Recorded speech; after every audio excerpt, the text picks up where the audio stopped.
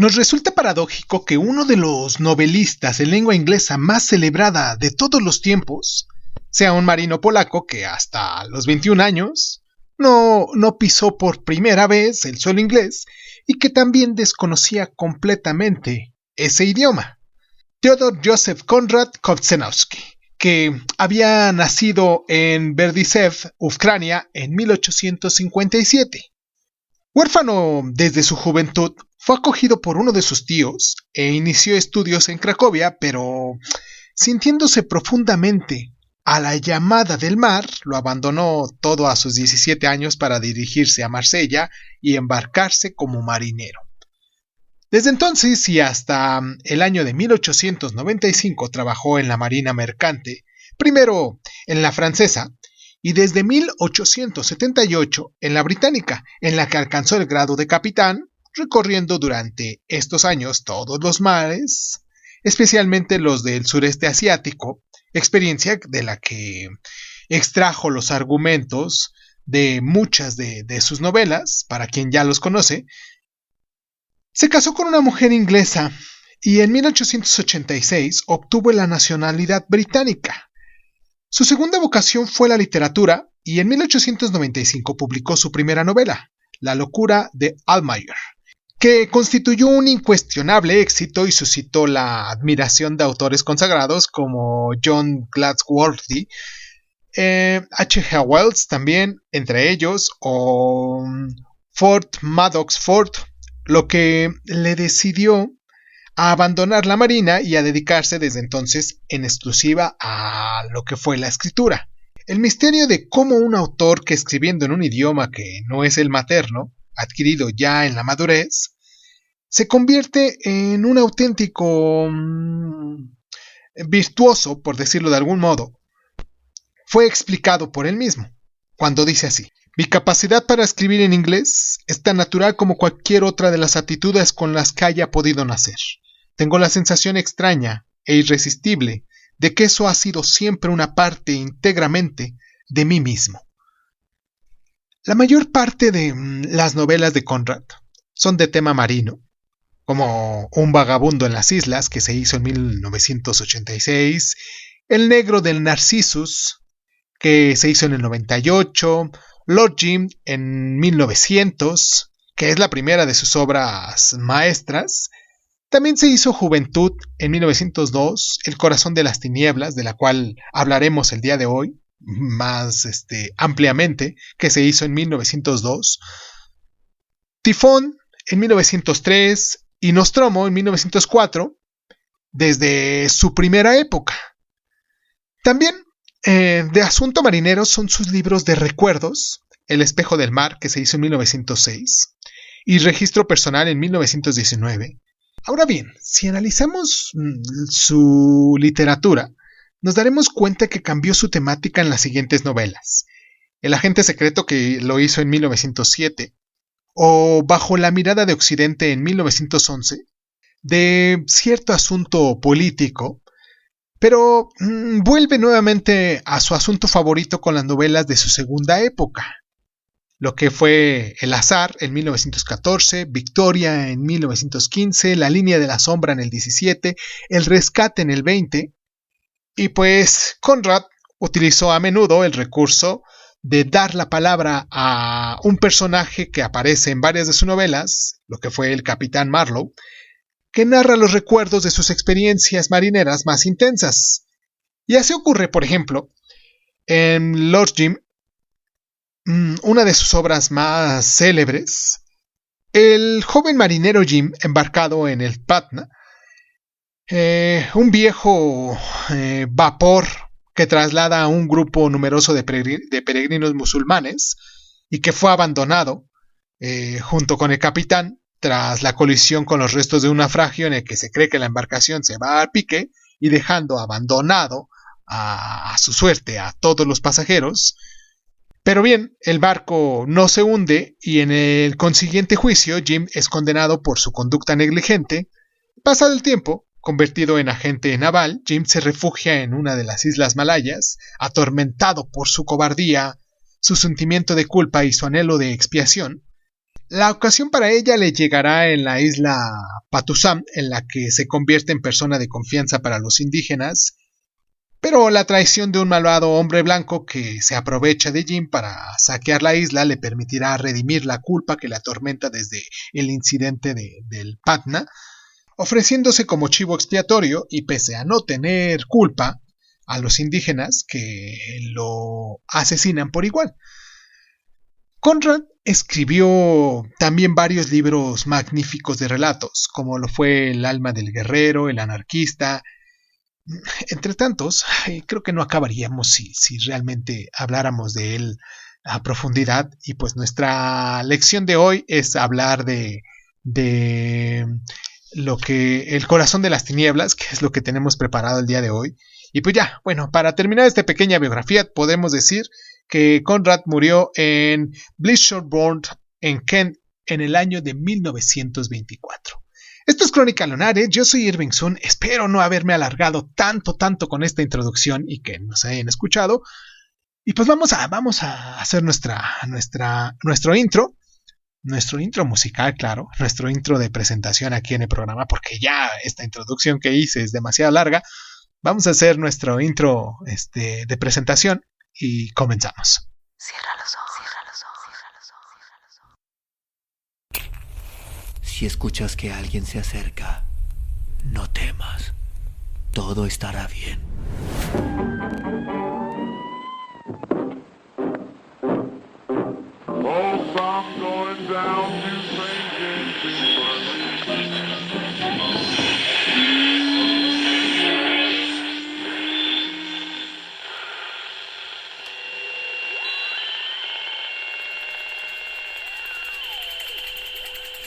Estás escuchando Crónica Lunares, el lugar donde entra por tus oídos. Bienvenido. El capitán Marlowe narra la historia de un viaje que hace remontando el río Congo, en el África Central, enviado por una compañía dedicada a la recolección de marfil para recoger en una aldea del interior a un agente comercial del que hace tiempo no se tienen noticias. Marlowe consigue trabajo en una compañía comercial que opera en el África Central, sustituyendo a un capitán que había sido asesinado por los indígenas. Viaja en un vapor francés hasta la estación central de la compañía, en el desembarco del río, y en este viaje va poco a poco conociendo las realidades del entorno colonial africano, entre las cuales la más lacerante es la de las condiciones de vida a las que son sometidos los indígenas, que son explotados de forma inmisericordia. Le encomiendan emprender un viaje remontando el río en busca de un agente comercial llamado Kurtz, el más eficaz de la compañía, del que hace tiempo no recibe remesas de marfil.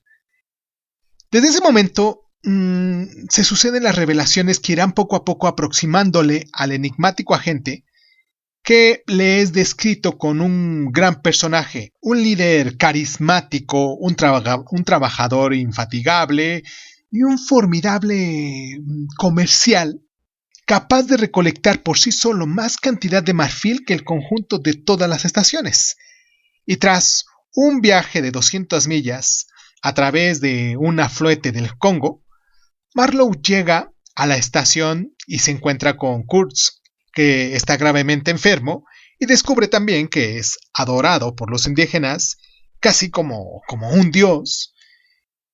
Y su encuentro sustituye el momento álgido de esta novela, en el que Marlowe acaba por comprender que Kurtz ha perdido el raciocinio, absorbido por las fuerzas primitivas de la naturaleza salvaje, que ya lo han poseído, y consigue convencerlo para que le acompañe de vuelta a la civilización, para que sea curado, pero en el curso del viaje su estado empeora y fallece.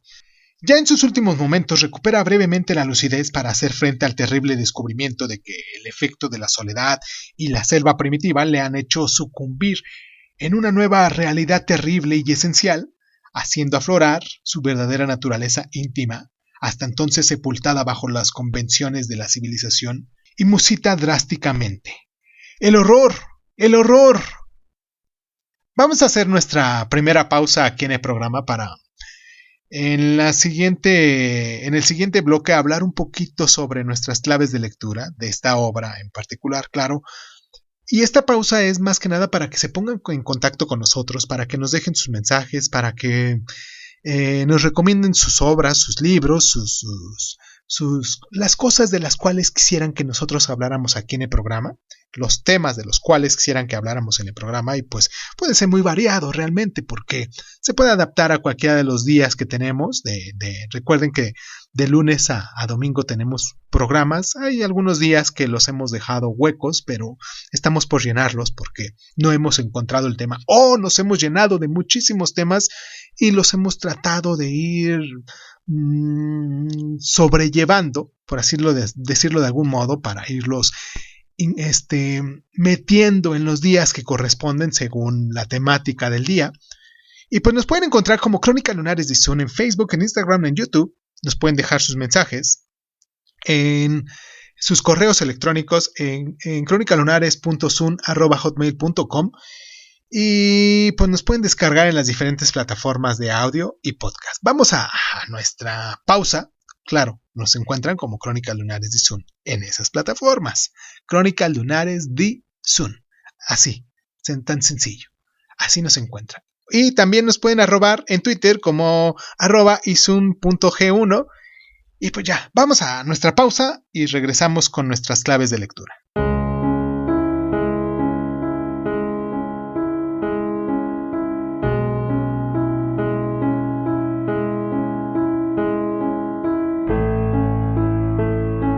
En el corazón de las tinieblas se encuentran, ¿cómo decirlo?, condensadas todas las claves profundas de la narrativa de Conrad, lo que es la soledad del hombre enfrentado a su destino, marcado por la desventura y sometido a las fuerzas obscuras y poderosas de la naturaleza, porque ya que el encuentro de Marlowe con Kurtz representa el choque entre la racionalidad y la locura, la civilización y el mundo salvaje, el viaje de Marlowe al corazón de las tinieblas deviene en una inmersión en un mundo de pesadillas alucinadas.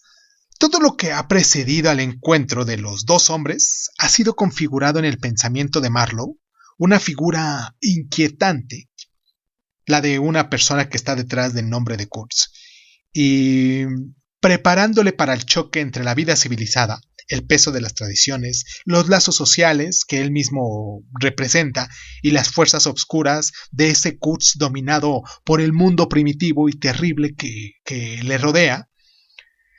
Conrad explora con cierta habilidad su recurso de presentar el relato dentro del relato, dándole su voz a un personaje, en este caso Marlowe, que es también el narrador y que va presentando los hechos de la historia a su ritmo, intercalados con sus propios pensamientos y reflexiones, lo que le permite al autor situarse aparentemente al margen, ¿no? Conrad está contando hechos de su propia vida. Incluso indicó que en esta novela es experiencia llevada solo un poco más allá de los hechos reales. Y a través de Marlowe consigue a la vez dotarla de autenticidad y narrarla con cierta distancia. El último factor significativo de este libro es el evidente alegato contra la barbarie colonialista, que se expresa como una dura crítica contra lo que él mismo llamó la filantropía enmascarada, que no es más que la explotación despiadada y atroz, y que no nos deja al margen de todo lo sucedido en esa época y en esa zona. Vamos a nuestra pausa, porque en el siguiente bloque quiero hablarles un poquito sobre las curiosidades y las anécdotas que se presentan aquí en este libro. Bueno, que se presentaron en la vida de Conrad, más que nada, porque no fue tanto lo del libro, sino cómo hacemos una cierta configuración de lo que fue su vida y lo que va presentando, ¿no? Vamos a nuestra pausa y regresamos.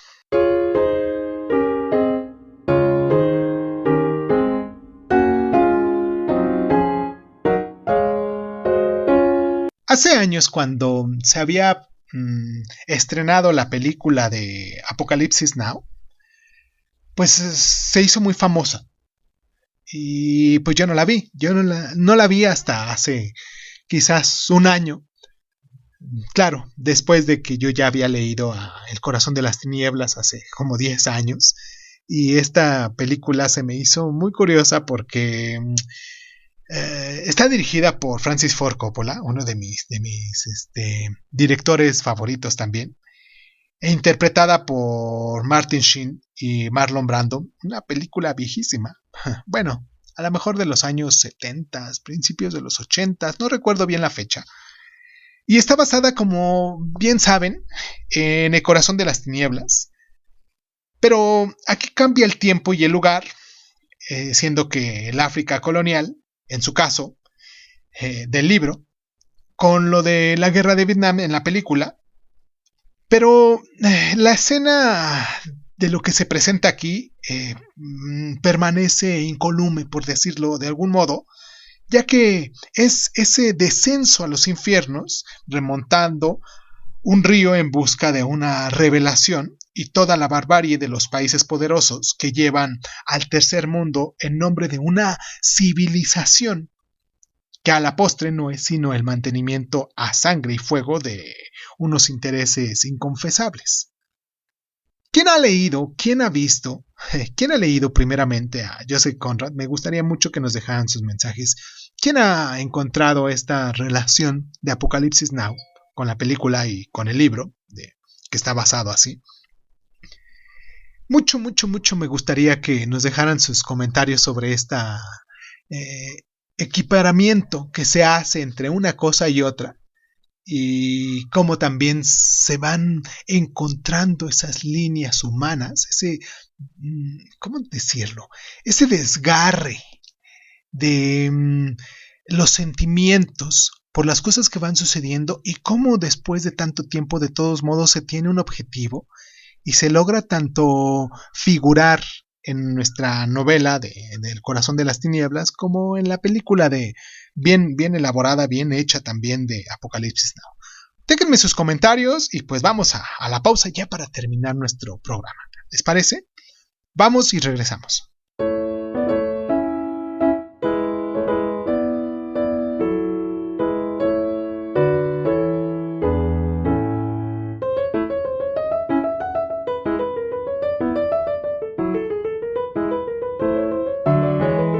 Todos los biógrafos de Joseph Conrad coinciden en que tras abandonar su carrera como marino y dedicarse plenamente a la escritura, se convirtió en una persona muy ensimismada y a menudo distraída, porque al parecer tenía la costumbre de encender un cigarrillo tras otro y tras darle 2 caladas dejarlos abandonados en cualquier sitio, lo que obligaba a su mujer, Jessie, a seguirle por toda la casa para evitar que provocara un incendio. Siendo que las preocupaciones le volvían irritable y le acrecentaban su proverbial despiste, se cuenta que cuando su mujer estaba dando luz a su primogénito, Boris Conrad, se paseaba por el jardín sumido en agitadas cavilaciones, y de repente un llanto infantil resonó nítidamente en el interior de la casa, y Conrad se dirigió hacia ahí a toda prisa. Entró en la cocina y espetó a las estupefactas criadas diciéndoles: ¡que alguien haga callar a ese niño! ¡Va a molestar a la señora Conrad!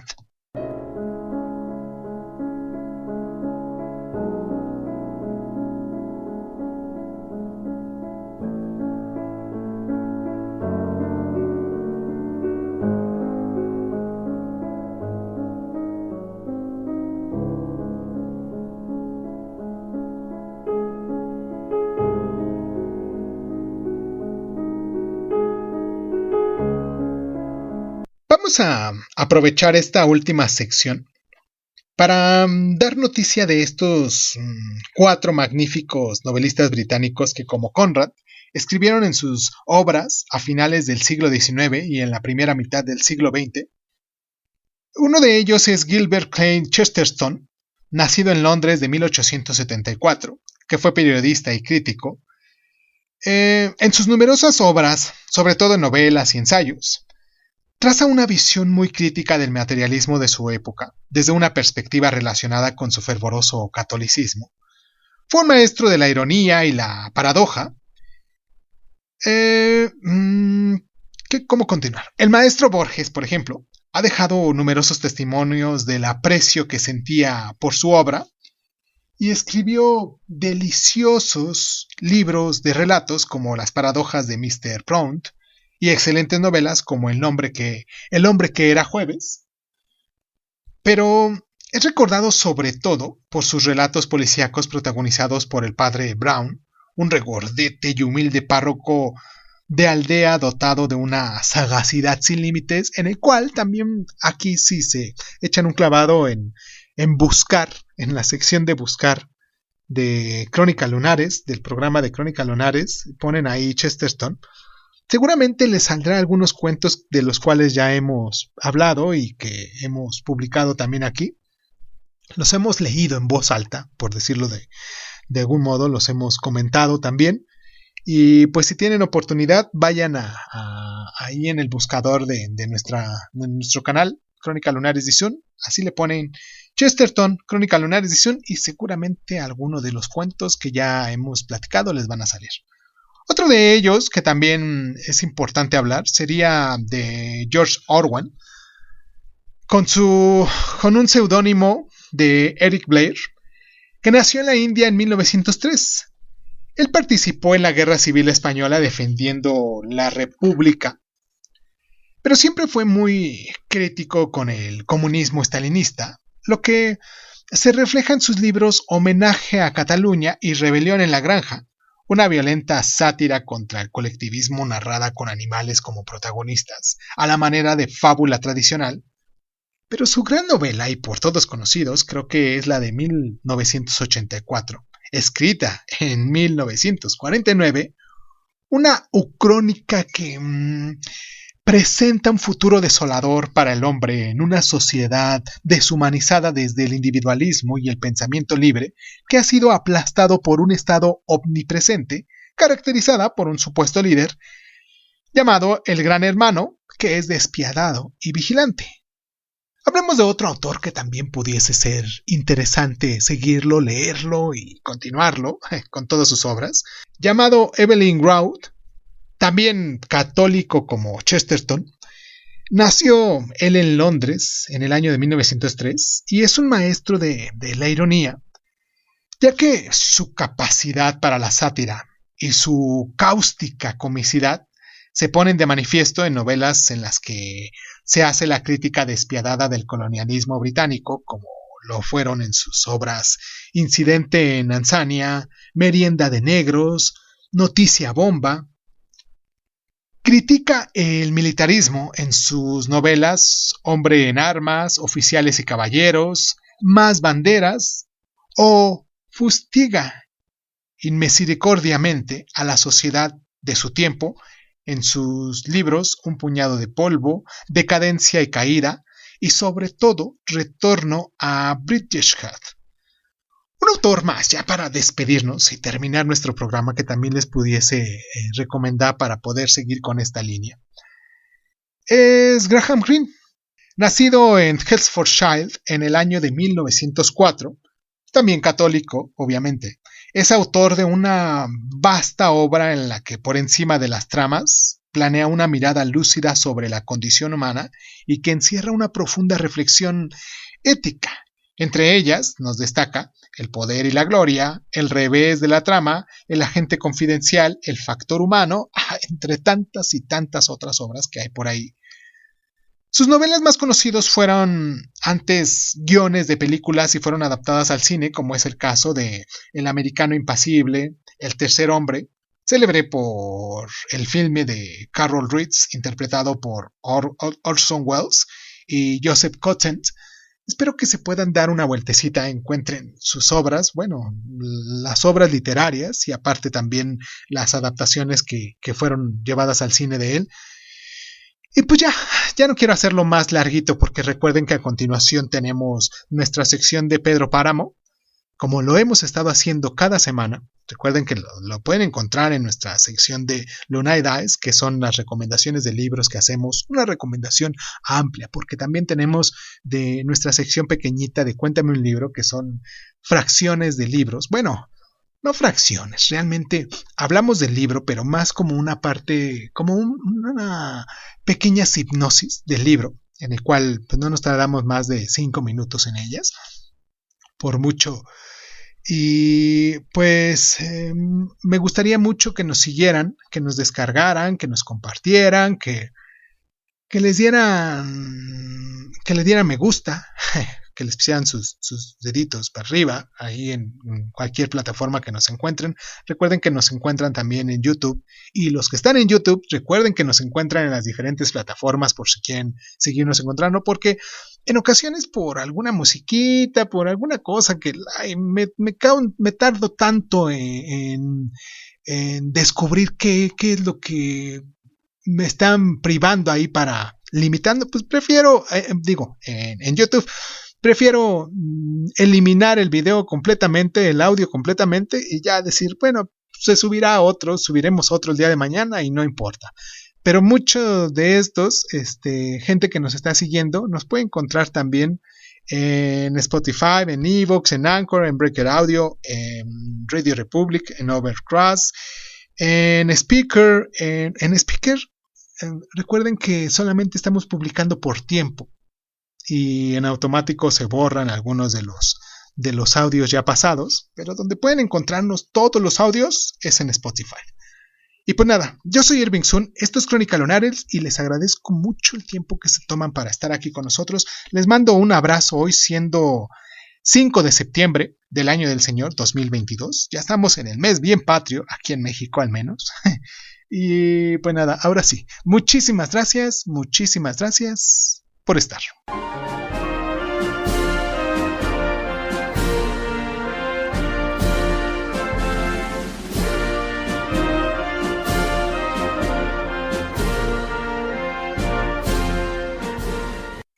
Don Pedro, he regresado, pues no estoy satisfecho conmigo mismo.